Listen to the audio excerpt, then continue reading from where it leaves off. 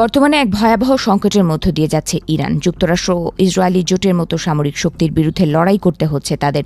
এরপরও পিছপা হয়নি দেশটি, বরং নিজেদের সর্বোচ্চ দিয়ে মার্কিন ও ইসরায়েলি বাহিনীকে কঠোর জবাব দিচ্ছে তারা।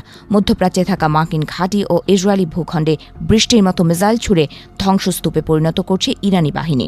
যুদ্ধের ময়দানে যুক্তরাষ্ট্র ও ইসরায়েলের মতো শক্তিধর রাষ্ট্রকে এমন তুলোধুনো করায় ইরানকে বাহবা দিচ্ছেন অনেক সামরিক বিশ্লেষক।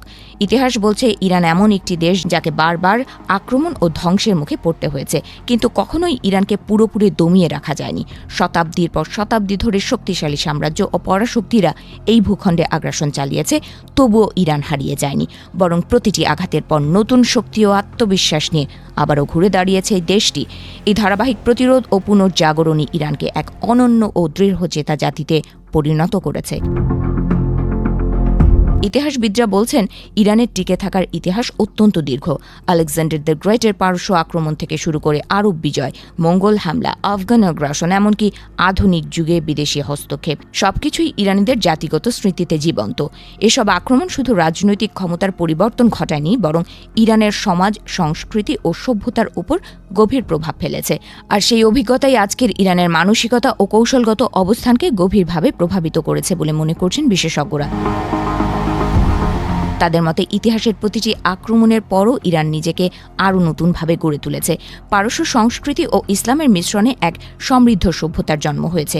মঙ্গল আক্রমণের পর শিল্প ও জ্ঞান চর্চায় উত্থান ঘটেছে, আর ইউরোপীয় প্রভাবের সময় পশ্চিমা সাহিত্য ও চিন্তাধারার অনুবাদ ও বিস্তার হয়েছে। এই ধারাবাহিকতায় ইরান একটি দীর্ঘস্থায়ী সভ্যতায় পরিণত হয়েছে। বর্তমান প্রেক্ষাপটে 28 ফেব্রুয়ারির মার্কিন ও ইসরায়েলি হামলার মাধ্যমে ইরান আবারও একটি বড় সংঘাতের মুখে পড়েছে।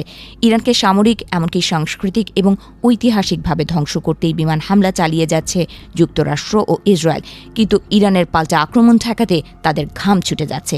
ইরানের মিসাইল ও ড্রোন হামলা ঠেকাতে গিয়ে যুক্তরাষ্ট্র ও ইসরায়েলের প্রতিরক্ষা মিসাইলের সংকট পড়ে গিয়েছে বলে খবর পাওয়া যাচ্ছে। বিশ্লেষকদের মতে যুক্তরাষ্ট্র ও ইসরায়েল ইরানের 5000 বছরের গৌরবোজ্জ্বল ইতিহাসকে মুছে ফেলতে চায়। এটি একটি সভ্যতার উপর বর্বরতার নগ্ন আঘাত। ট্রাম্প ও নেতানিয়াহুর লক্ষ্য হল ইরানের শিল্প, স্থাপত্য এবং প্রতিটি ঐতিহাসিক চিহ্নকে ধুলোয় মিশিয়ে দেয়া, যাতে তারা বলতে পারে ইরান বলে কোনো কিছুর অস্তিত্ব ছিল না।